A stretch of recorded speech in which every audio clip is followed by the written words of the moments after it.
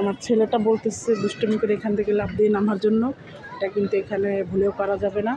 এদিকে যাওয়ার মতো স্থানে চাই। দেখেন এখানে একটা বড় সাদা হাতি, আমার কাছে হাতিটা কিন্তু সুন্দরী।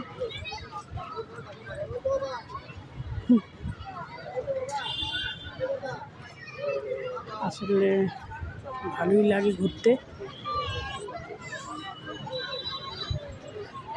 এখানে বসার মতো একটা আছে, দেখুন বাচ্চারা কিন্তু খুবই এনজয় করতেছে এটাকে দেখে, এবং এখানে অনেকেই ছবি তুলছে, ভিডিও করছে।